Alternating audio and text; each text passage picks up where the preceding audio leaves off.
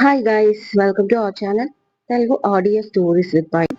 నా ఛానల్ని ఎవరైనా ఫస్ట్ టైం చూస్తున్నట్టయితే తప్పకుండా లైక్ చేయండి, షేర్ చేయండి అండ్ సబ్స్క్రైబ్ చేసుకోండి. నా ఇష్టసకి పార్ట్ 43. ఇక లైక్ చేయకుండా స్టోరీలోకి వెళ్ళిపోదాం.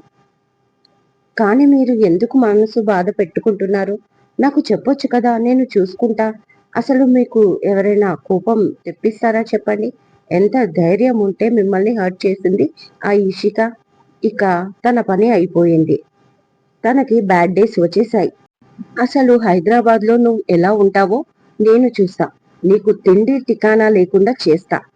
మా భయ్యాకి కోపం తెప్పించావు అంటే అసలు నిన్ను ముప్పతిప్పలు పెట్టి నీకు 3 చెరువుల నీళ్లు అని బుజ్జి మాట కంప్లీట్ కాకముందే చంపేస్తాను తనని ఒక్క మాట అన్నావంటే. మర్యాద లేదా? ఒక అమ్మాయిని అనాల్సిన మాటలా ఇది? సంస్కారం లేదా నీకు అని అరిచాడు దేవాంశ్ కోపంగా వెనక్కి తిరిగి. అది కాదు భయ్యా, ఆ ఇషిక వల్లనే కదా ఆ అంజలి పారిపోయింది.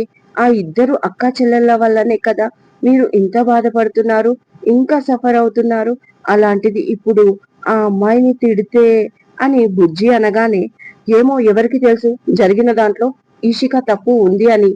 ఎంత అనుకుంటున్నామో, ఒకవేళ బై ఛాన్స్ లేకపోతే ఈషిక అమాయకురాలు అయితే కావాలని అంజలి ఈషిక పైన కక్ష కట్టి తను ఉన్న ఏరియా నుంచి కాల్ చేసి ఈషికాను ఇరికేయాలని చూస్తే ఏదైనా జరగొచ్చు కదా. కన్ఫర్మ్ గా మనకు కూడా తెలీదు, జస్ట్ అనుమానిస్తున్నాం అంతే. కాబట్టి నిజానిజాలు తెలియకుండా ఒకరిని అనడం తప్పు అన్నాడు దేవాంశ్. ఏంటో మొదటిసారి ఈషిక విషయంలో పాజిటివ్ గా ఆలోచిస్తున్నాడు అన్నయ్య. అలా అని అంజలిని వదిలేస్తాడు అంటే అది లేదు. గ్యారంటీగా శిక్ష పడుతుంది. కాకపోతే ఈషికకు కాదు, ఇక పైన కేవలం అంజలికి మాత్రమే అని బుజ్జికి అర్థమైంది. కాకపోతే ఈషిక పైన సాఫ్ట్ కార్నర్ డెవలప్ అయ్యింది. సో ఇప్పుడు మనం ఈషికని ఏమీ అనకుండా అన్నయ్య మనసులో ఉన్న బాధ ఏంటో తెలుసుకోవాలి అనుకున్న బుజ్జి, ఓకే అన్నయ్య, కూల్. మీరు ఏం చెప్పాలనుకుంటున్నారో సూటిగా చెప్పండి, లేకపోతే ఇలాంటి ఎన్నో అనర్థాలు నా నోటి నుంచి బయటికి వచ్చేస్తాయి అన్నాడు దీనంగా బుజ్జి. అదే అర్థం కావట్లేదు. అంజలి పారిపోవడానికి ఎవరు కారణం అంటే, మనం చేసిన ఎంక్వైరీలో అంజలి ఉన్న ఏరియా నుంచి ఈషికాకు కాల్ వెళ్ళింది. తనకు హెల్ప్ చేసి ఉండొచ్చు అనుకొని మనం అనుకున్నాం. ఎందుకంటే మన కంపెనీలో అంజలి మోడలింగ్ కి ట్రై చేస్తున్నప్పుడు ఈషిక మేనేజర్ కి ₹1,00,000 ఇచ్చి మరీ జాయిన్ చేసింది. ఇది మనకు తెలిసిన విషయం. బట్ ఈషిక డబ్బు కోసం తన చెల్లితో నన్ను ట్రాప్ చేయించింది. వాళ్ళ అవసరం తీరాక తెలివిక పెళ్లి టైంకి ఎస్కేప్ అయ్యేలా చేసింది. దీనికంతా కారణం ఈషిక, అంజలి ఇద్దరు అని మనం అనుకున్నాం కదా. అలా అని పెళ్లి టైంకి అంజలి మిస్ అవ్వడం, బలవంతంగా ఈషికాని రప్పించి పెళ్లి కూతురులా చేసి పెళ్లి చేసుకున్నా. ఆ తర్వాత తనని చాలా బాధ పెట్టాను అంజలి విషయం చెప్పుమని. కానీ అంజలి విషయం తనకి ఏమీ తెలియదు అని చెప్తూ నేను పెట్టిన బాధలన్నీ పడుతూ తను చాలా ఓపిగ్గా ఉంది. పైగా ఇంట్లో వాళ్ళకి తన విషయం పూర్తిగా చెప్పేస్తాను అని నన్ను బెదిరించలేదు. అట్లీస్ట్ నానమ్మ నా వీక్నెస్ అని తెలిసినా కూడా ఏ రోజు తను అలాంటి స్టెప్ తీసుకోలేదు ఈషిక. దాంతో నేను కూడా ఏదో ఒక రోజు నేను పెట్టిన బాధలు తట్టుకోలేక అంజలి ఎక్కడుందో చెప్పేస్తుందేమో అనుకున్నాను. కానీ తన నుంచి అలాంటి రెస్పాన్స్ కూడా రాలేదు. పైగా ఫ్యామిలీలో కూడా కొంచెం కొంచెం కలిసిపోతూ ఉంది ఈషిక. అలాంటి టైంలో అంజలి వైభవ్తో వెళ్లిపోయిందని, వాళ్ళు ఒక చోట ఉన్నారని నేను తెలుసుకున్నాను. వెంటనే వైభవ్ ని కిడ్నాప్ చేయడం జరిగిపోయింది. అనుకున్నట్లుగానే అంజలి కూడా హైదరాబాద్ లో ల్యాండ్ అయింది. కానీ తను వైభవ్ విషయంలో బాధపడుతూ నా దగ్గరికి వచ్చి క్షమాపణ కోరి విడిపించుకోవాలని చూస్తుంది. ఆ టైంలో నేను తనకు తగిన శిక్ష వెయ్యాలి అనేది నా ఆలోచన. బట్ నా ఆలోచనలను తలక్రిందులు చేస్తూ తను వెళ్లి ఈషికాని కలిసింది హోటల్లో.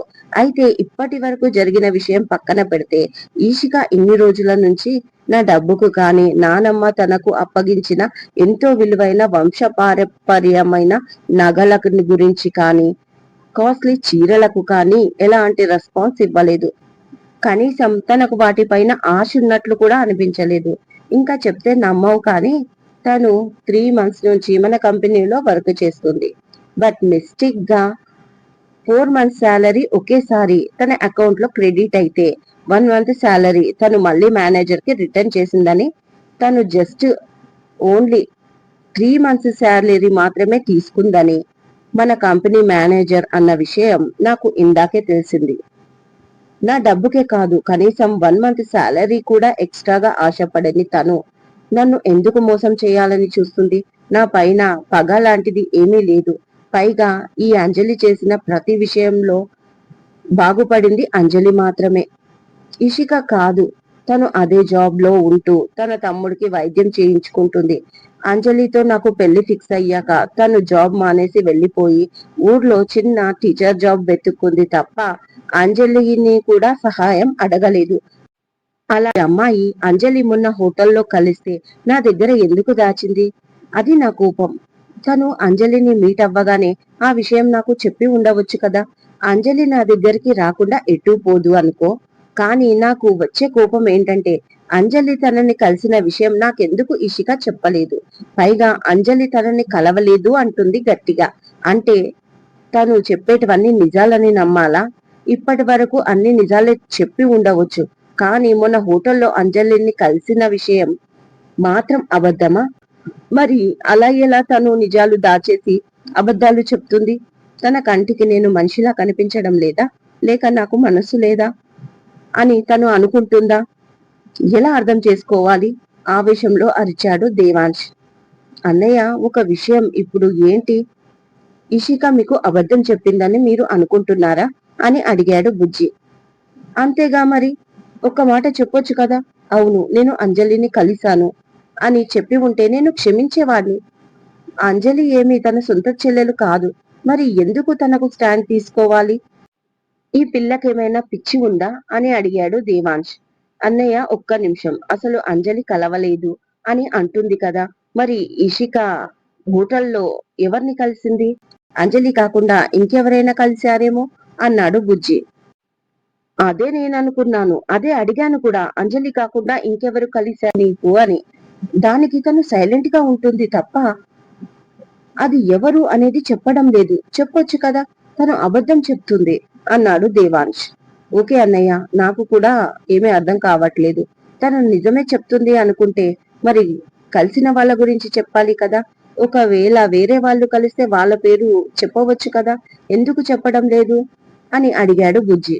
అదే కదా నాకు అర్థం కావట్లేదు. తను చాలా తెలివైంది అనుకోవాలా, లేదా నన్ను తెలివి తక్కువ ఎదవా అయినా అనుకుంటుందా? ఇలా ఆలోచించినప్పుడే నాకు ఆవేశం వస్తుంది అన్నాడు దేవాంశ్. ఓకే ఓకే అన్నయ్య, కూల్. తను నిజం చెప్పకపోవడం వెనకాల ఏదైనా కారణం ఉండొచ్చు. మేబీ అంజలి చెప్పొద్దు అనిందేమో, బతిమాలిందేమో. అసలే ఈషిక సెంటిమెంటల్ ఫూల్ అన్నయ్య, కాబట్టి ఈ రకంగా కూడా మనం ఆలోచించాలి. ఇంకో విషయం, అసలు ఇషికకు తమ్ముడే లేడు. అంజలి తమ్ముడినే తన తమ్ముడిగా చేసుకొని మరీ తనకు ట్రీట్మెంట్ చేపిస్తుంది. అసలు అంజలి రాకీ గురించి పట్టించుకోదు. ఆ విషయం కూడా మనకు తెలుసు కదా. కొంపతీసి రాకీ విషయంలో ఏదైనా బెదిరించిందేమో. ఆ రకంగా ఎందుకు ఆలోచించకూడదు అన్నాడు బుజ్జి. అంతే అంటావా అన్నాడు దేవాంశ్. అంతే అయ్యుంటుంది. నీకు తెలుసు కదా ఈషిక పెద్ద సెంటిమెంటల్ ఫూల్ అని. బుజ్జి అనగానే, రేయ్, నువ్వు బాగానే గెస్ చేసావు, ఒప్పుకుంటాను. కానీ ఇషికని రెండోసారి నువ్వు ఫూల్ అనడం అన్నాడు కోపంగా దేవాంశ్. ఇవన్నీ బాగానే తెలుస్తాయి, కానీ మీ గుండెలో గుడి కట్టుకొని ఆ అమ్మోరు తల్లికి పూజిస్తున్నారని మీకే తెలియట్లేదు అని బుజ్జి మనసులో అనుకుంటూ పైకి మాత్రం సారీ అన్నయ్య, మరొకసారి అనను, ఈషిక మేడం అంటాను, సరేనా అన్నాడు బుద్ధిగా బుజ్జి. ఏదో ఒకటి తగలడు. ఇంతకు నెక్స్ట్ ఏం చేద్దాం మరి అడిగాడు దేవాంశ్. దేని గురించి అన్నయ్య కన్ఫ్యూజ్ గా అడిగాడు బుజ్జి. ఏంట్రా నువ్వు ఇంత కన్ఫ్యూజ్ గా ఉన్నావు? ఇషిక గురించి. మొన్న కోపంతో తనని నేను నెట్టేయడంతో కింద పడిపోయింది. సేమ్ టైం అప్పుడే బాబాయ్ క్యాబిన్ లోకి వచ్చాడు. అది చూసి కోపంగా ఈషికాని పైకి లేపి తీసుకొని వెళ్లిపోయాడు. ఒక మాట కూడా మాట్లాడలేదు. అసలు ఏం జరిగిందని కూడా నన్ను అడగలేదు. అలాగే తనని మ్యాన్షన్ కి కూడా తీసుకెళ్లలేదు. అటు తన ఫ్లాట్ కి వెళ్ళలేదంట. సో తను ఎక్కడ ఉందో తెలుసుకోవాలి. అండ్ బాబాయ్ ని ఎలా ఫేస్ చేయాలి? నాకు చాలా ఇబ్బందిగా ఉంది. అంటే ఇప్పుడు ఇషికాకి నాకు ఏంటి ప్రాబ్లం అని బాబాయ్ అడుగుతాడు. ఏమని సమాధానం చెప్పాలి అది అర్థం కావట్లేదు అన్నాడు దేవాంశ్ టెన్షన్ తో నుదురు రాసుకుంటూ. ఏంటో ప్రపంచంలో ఉన్న అన్ని సమస్యలు మా అన్నయ్యకే ఉన్నాయి అన్నట్లుగా తెగ ఫీల్ అయిపోయాడు బుజ్జి. ఓకే అన్నయ్య, నేను ఏదైనా సొల్యూషన్ వెతుకుతాను, మీరు టెన్షన్ అవ్వద్దు, కాస్త టైం ఇద్దాం. ముందుగా ఇషిక ఎక్కడ ఉందో నేను కనుక్కుంటాను. నువ్వు టెన్షన్ అయ్యి ఇంట్లో నానమ్మ ముందు ఓపెన్ అయిపోకు అన్నాడు బుజ్జి. అదే కదా, 2 డేస్ నుంచి ఆఫీస్ లోనే ఉంటున్నాను. ఇప్పుడు ఇంటికి వెళ్ళగానే ఇషిక ఎక్కడా అని నానమ్మ ఖచ్చితంగా అడుగుతుంది అన్నాడు దేవాంశ్. అదేం పెద్ద ప్రాబ్లం కాదులే. ఒకవేళ నానమ్మ అడిగితే రాకీ దగ్గరికి వెళ్ళిందని చెప్పు. బట్ అంతకంటే ముందు బాబాయ్తో నువ్వు మాట్లాడు. చాలా చిన్న విషయం, కోపం తట్టుకోలేక తనని నెట్టేశాను, అంతే తప్ప మీరనుకునేలా పెద్ద విషయం ఏమీ కాదు అని చెప్పండి. హస్బెండ్ వైఫ్ అన్నప్పుడు ఇలాంటివి కామనే కదా, గ్యారంటీగా బాబాయ్ అర్థం చేసుకుంటాడు. ఈ లోపు ఇషిక ఎక్కడుందో నేను కనుక్కుంటాను అన్నాడు బుజ్జి.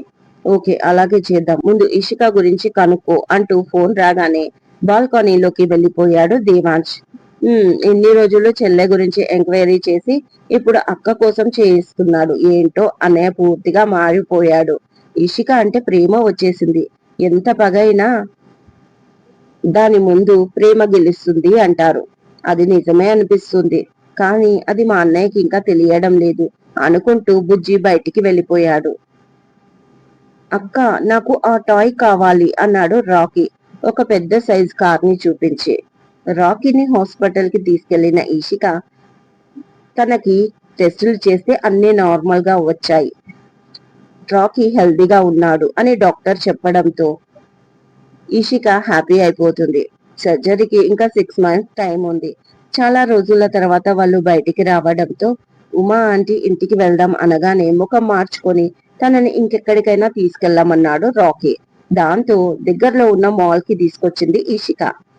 వెళ్ళి ఆ కార్ ప్రైస్ చూసింది. దాదాపు 6500 చూపిస్తుంది. అదొక రిమోట్ కంట్రోలర్ కార్, ఛార్జింగ్ తో రన్ అవుతుంది. దాన్ని చూసి రాకీ చాలా హ్యాపీ అయిపోయాడు. వాడికి బాగా నచ్చింది. అక్క, ఇది మన బడ్జెట్ ఫ్రెండ్లీయేనా అని డౌట్ఫుల్ గా అడిగాడు.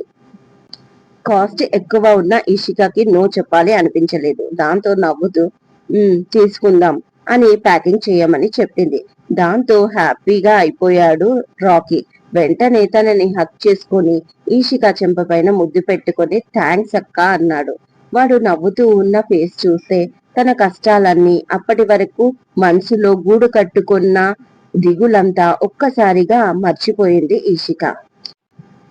వాళ్ళిద్దరిని చూసి నవ్వుతుంది ఉమా. ఆంటీ, మీరు కూడా ఏదో షాపింగ్ ఉన్నారు కదా, మీకు కావాల్సినవి తీసుకోండి. అప్పటి వరకు వీడికి ఇంకేమైనా కావాలా నేను చూస్తాను అంటుంది ఈషిక. ఇప్పుడు ఏం వద్దులేమ్మా, మళ్ళీ ఎప్పుడైనా తీసుకుంటా అంటుంది ఆమె మొహమాటంగా. పర్వాలేదు ఆంటీ, అంటే డబ్బుల గురించి టెన్షన్ పడకండి, నా దగ్గర ఉంది, మీరు తీసుకోండి, మళ్ళీ ఎప్పుడు బయటికి వస్తామో ఏంటో అంటుంది ఈషిక. దాంతో ఉమా మ్యాచింగ్ సెంటర్ సెక్షన్ వైపు వెళ్లిపోయింది. ఇక ఇషిక రాకీని తీసుకొని కార్ ప్యాకింగ్ అవ్వడంతో బిల్ పే చేయడానికి కౌంటర్ దగ్గరకి వెళ్లి క్యూఆర్ కోడ్ స్కానింగ్ చేసి మనీ పే చేసి బిల్ రాయించుకుంది. అప్పుడే వాష్రూమ్ నుంచి బయటికి వచ్చిన దేవాంశ్ కబోర్డ్ నుంచి తన బట్టలు తీసి డ్రెస్అప్ అవుతూ మిర్రర్ ముందుకు వచ్చి నిలబడ్డాడు. అనుకోకుండా అతని చూపు ఒక చోట ఆగిపోయింది. అది చూసి అతనికి తెలియకుండానే పెదాలపైకి చిన్న స్మైల్ వచ్చేసింది. మెరూన్ కలర్ మట్టి గాజులు, వాటిని ఇషిక మ్యాచింగ్ కాస్ట్యూమ్స్ కి వేర్ చేస్తుంది. వాటిని చూడగానే ఒక్కసారిగా మనసు గాలిలో తేలిపోయింది. అది మాత్రమే కాదు, తను రూమ్ లో ఉన్నంతసేపు ఆమె కాలి మువ్వల సవ్వడి, ఎర్లీ మార్నింగ్ తనకంటే ముందే లేచి ఆమె హెయిర్ బాత్ చేసి తుడుచుకుంటున్నప్పుడు వచ్చే తన షాంపూ సువాసన, ఇవే కావు, డైలీ నైట్ అతను బెడ్ పై పడుకున్నప్పుడు ఎదురుగా సోఫాలో తను పడుకునే రూపం, ఇంకా early morning window curtain open చేసి సూర్యకిరణాలు తన ఫేస్ పై పడగానే అతను మేలుకుంటాడు. అలా మేలుకోగానే గుడ్ మార్నింగ్ చెప్పడం, ఇలా చాలా డిస్టర్బెన్స్ చేస్తున్నాయి. తను ఉన్నది తన ఇంట్లో కొద్ది రోజులే అయినా ఇంతలా డిస్టర్బ్ చేస్తాయి అనుకోలేదు దేవాంశ్. పైగా తనని ఎప్పుడు ద్వేషిస్తూనే ఉన్నాడు. ఉన్న కొద్దిసేపు కూడా ఏదో ఒక గొడవ పడుతూనే ఉండేవాళ్ళు. అలాంటిది ఇంతలా తన పైన మాయ చేసిందేంటి ఈషిక అనుకుంటూ మిర్రర్ ని చూస్తూ ఉండగా దానిపైన మరో జ్ఞాపకంలా ఆమె కాటుక కళ్ళ మధ్య పెట్టుకునే రెడ్ కలర్ స్టోన్ స్టిక్కర్ అది చూసి మరొకసారి నవ్వుకున్నాడు దేవాంశ్. ఇక రెడీ అయి ఆఫీస్ కి బయలుదేరబోతుండగా ఎవరో డోర్ నాక్ చేశారు. కమింగ్ అనగానే మెయిడ్ వచ్చి సార్ పెద్ద మేడం పిలుస్తున్నారు మిమ్మల్ని అని చెప్పింది. దాదాపు వారం నుంచి నానమ్మ చేతికి చిక్కకుండా ఇలా వచ్చి అలా వెళ్ళిపోతున్నాడు వేరే వే నుంచి. బట్ ఇవాళ తప్పలేదు అనుకుంటూ యా ఐఎమ్ కమింగ్ అంటూ ఇక తప్పక టిఫిన్ చేయడానికి డైనింగ్ ఏరియాకి వెళ్ళాడు. అక్కడికి వెళ్లేసరికి అందరూ ఉన్నారు. నానమ్మ కూడా చాలా సీరియస్ గా కనిపించింది. ఇప్పుడు గ్యారంటీగా ఇషిక గురించి అడుగుతుంది అని మనసులో అనుకుంటూ good morning all, good morning నానమ్మ అంటూ వీలైనంత నార్మల్ గా విష్ చేశాడు దేవాంశ్. కానీ ఆమె మాత్రం సీరియస్ గా గుడ్ మార్నింగ్ చెప్పి సీట్ చూపించింది తనకి కూర్చోమని. అందరికీ ప్లేట్ లో సర్వీస్ చేస్తుంది సుజిత. ఇక ఏం టిఫిన్ అని అడగకుండానే కామ్ గా తినడం మొదలు పెట్టాడు దేవాంశ్. అతన్ని చూస్తూ ఇషిక సడన్ గా ఎక్కడికి వెళ్ళింది దేవ్ అని అడిగింది వసుంధరాదేవి. ఆమె మాట వినగానే ఏం చెప్పాలో 2 సెకండ్లు అర్థం కాలేదు. బట్ ఈవిడకు నిజం కూడా చెప్పలేడు కదా, కంపల్సరీ ఈ టైంలో అబద్ధం చెప్పాల్సిందే అనుకుంటూ అది వాళ్ళ తమ్ముడు హాస్టల్ నుంచి వచ్చాడంట, సో తను వెళ్తాను అని అనుకుంది నానమ్మ. ఆ రోజు నైట్ అంటే 1 వీక్ బ్యాక్ మిమ్మల్ని పర్మిషన్ తీసుకుందామని కూడా అనుకుంది. బట్ తను ఆఫీస్ లో ఉండగా వాళ్ళ తమ్ముడికి ఫీవర్ వచ్చిందని కాల్ వచ్చింది. దాంతో తను సడన్ గా అక్కడికి వెళ్ళింది. నేను ఈ విషయం బాబాయ్కి చెప్పమని చెప్పాను అంటూ శ్రీధర్ ని చూపించాడు దేవాంశ్. శ్రీధర్ మాత్రం దేవాంశి మాట విని కూడా ఏమీ విననట్లుగా కామ్గా తింటున్నాడు. ఏంటి శ్రీధర్ ఈ విషయం నువ్వు నాకు చెప్పనే లేదు అడిగింది వసుంధరాదేవి వెంటనే. నో దేవ్, నువ్వెప్పుడు చెప్పావు ఇష్క విషయం నాకు అని సూటిగా చూస్తూ అడిగాడు శ్రీధర్. అంతే, మై గాడ్ బాబాయ్ నాకు సపోర్ట్ చేసేలా లేడు అనుకుంటూ అంటే మేనేజర్ మీకు చెప్పలేదా బాబాయ్ అని మాట మార్చేశాడు దేవాంశ్. బాగానే కవర్ చేస్తున్నాడు అని మనసులో అనుకుంటూ నో చెప్పలేదు, ఇన్ఫాక్ట్ నేనే ఇందాక మమ్మీని అడిగాను ఇషిక కనిపించడం లేదు ఎక్కడికి వెళ్ళింది అని అన్నాడు శ్రీధర్. సో నా మీద బాగా కోపం ఉందన్నమాట. ఇషిక ఏం చెప్పిందో బాబాయ్కి. అయినా బాబాయ్ ఏంటి, తన ఇన్నోసెంట్ ఫేస్ చూసి ఎవరైనా పడిపోతారు, అదే కదా ప్రాబ్లం అని దేవాంశ్ మనసులో అనుకుంటూ ఉండగా నేనేం చెప్తున్నాను నువ్వు ఎక్కడ ఆలోచిస్తున్నావు అంది వసుంధరాదేవి. సారీ నానమ్మ, నేను వినలేదు, సారీ. చెప్పండి ఏంటి విషయం అడిగాడు దేవాంశ్. ఆ అబ్బాయికి అంతగా ఫీవర్ ఉన్నప్పుడు ఇక్కడికి తీసుకురావచ్చు కదా అని అంటుంది అత్తయ్య అంది పక్క నుంచి సుజిత చాలా నార్మల్ గా. శ్రీధర్ ఆమెకి ఏ విషయం చెప్పడు, ఇన్ఫాక్ట్ ఆమెకే కాదు ఎవరికి చెప్పడు, ఒక యోగేందర్ కి తప్ప. అందుకే సుజితకు ఈ విషయాలేవి తెలియవు. ఇదండి ఇవాళటి ఎపిసోడ్. ఈ ఎపిసోడ్ మీకు నచ్చినట్టు అయితే నాకు కామెంట్ లో చెప్పండి. అలాగే లైక్ చేయండి, షేర్ చేయండి, హైప్ ఇవ్వండి, సబ్స్క్రైబ్ చేసుకోండి నా ఛానల్ ని. మరొక మంచి ఎపిసోడ్ తో మీ ముందు ఉంటాను. మైత్రి.